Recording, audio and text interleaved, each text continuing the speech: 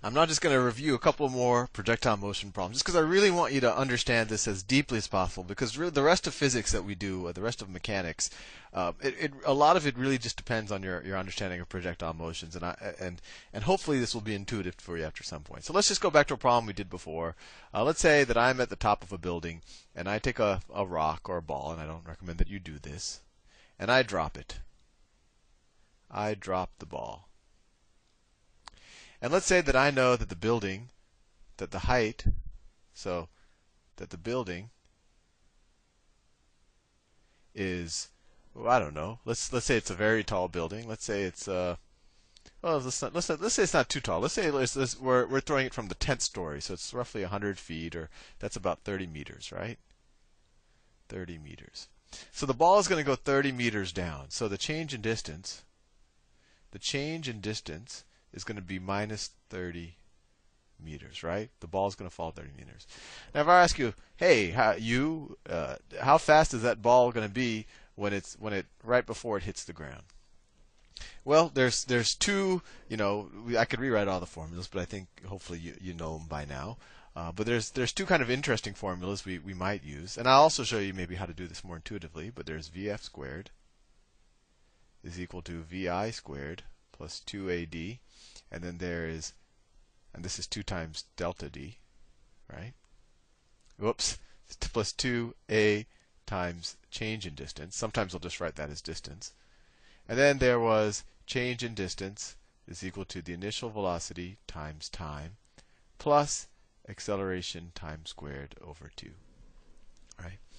And then there was the other ones, change in distance is rate times time, and velocity is is acceleration times time, and you know about all average velocity, et cetera, et cetera. So one of these formulas I think might strike you as immediately useful to what we're trying to figure out, because we're trying to figure out what the velocity is when you hit the ground, right? We want to know what the final velocity is. We know the initial velocity. The initial velocity is 0, right? We're just letting it go. And then what's the acceleration? Well, the acceleration is gravity, which is equal to minus 10 meters per second squared. So we could use this formula because we know VI, we know acceleration, we know change in distance, so we could solve for velocity. So we get VF squared is equal to VI squared. Well, that's just 0, right? Times 2 acceleration, so that's minus 10. And then what's the distance? Well, the distance is minus 30, right? Change in distance is minus 30. So we get VF squared is equal to, 10 times 30 is 300 is equal to 600. And we know, let's see.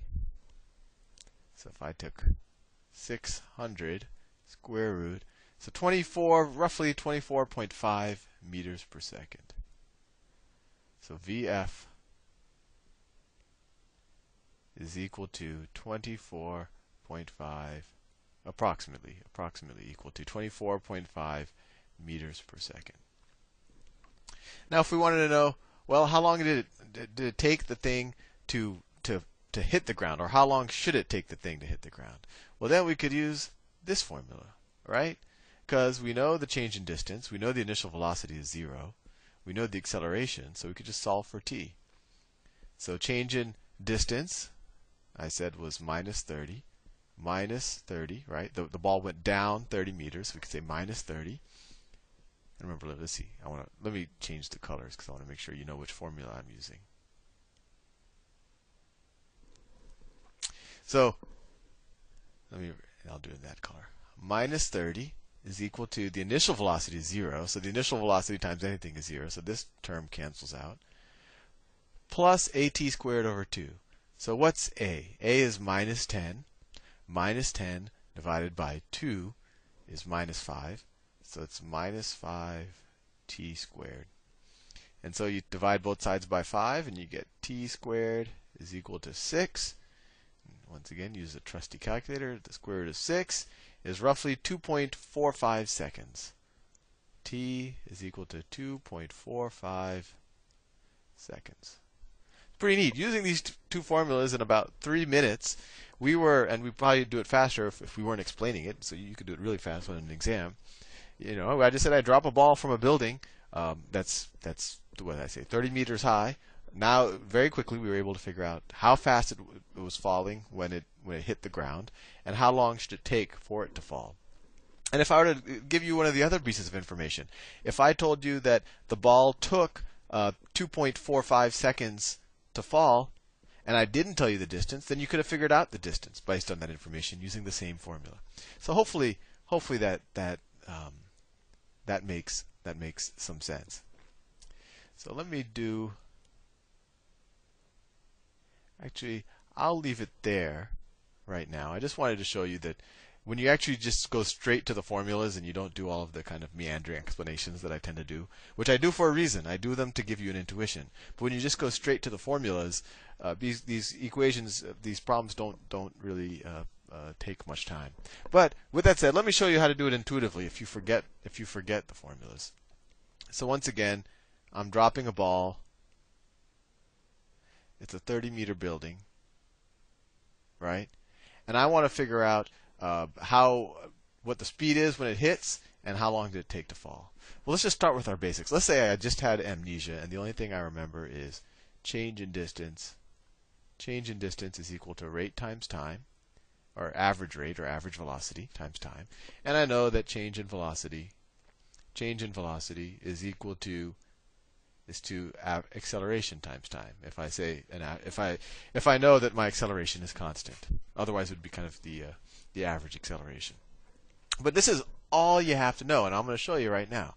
So we know what the change in distance is, right? The change in distance. And just so not to confuse you, we're doing the exact same problem, but I'm just showing you that you didn't have to memorize the formulas, although it might be faster if you do. So the change in distance is minus 30 meters, right? So let's plug that in straight. So we know that minus 30 meters. This is what I'm going to use. Minus 30 meters is equal to the average velocity times time, right? Well, what's the average velocity? Let's see if we can figure that out. Well, we know the average velocity is just the average of the initial and the final velocity. Well, what's the initial velocity?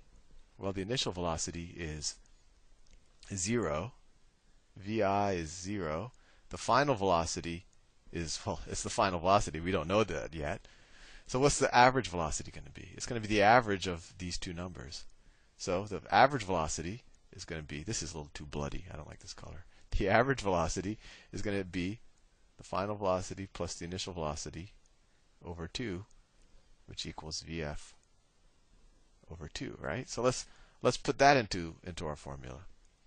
So minus 30 is equal to the average velocity is just the final velocity divided by 2 times time. And now you're saying, but Sal, we still have two variables. We can't solve for either one of them, right? Well, if we could write time in terms of final velocity, then we could solve for final velocity. So let's try doing that.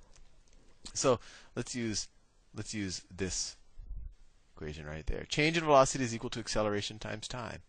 What's the change in velocity? It's the final velocity minus the initial velocity.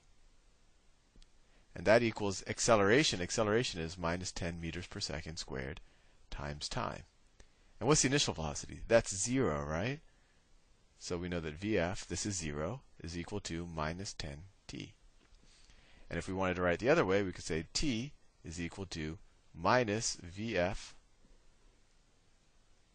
over 10. Right? I just rearranged this equation. Now I could take this and substitute it back into this equation, and I get minus 30 is equal to VF over 2 times t, which is this right here. So times minus VF over 10. And if you solve this, you get minus VF, well, you get minus VF, well, you essentially get the exact same thing we got in the previous problem. You get VF squared is equal to 600. I'm skipping some steps just because I'm running out of time. And you get the same answer, whatever, 24.5 seconds. I just wanted to do that because I want to show you really just have to memorize these two things. And then you can derive all those equations on the fly, although it can be faster to know them ahead of time. But this is these are the only two things that we're ever really using. Those other equations are just derivations of them.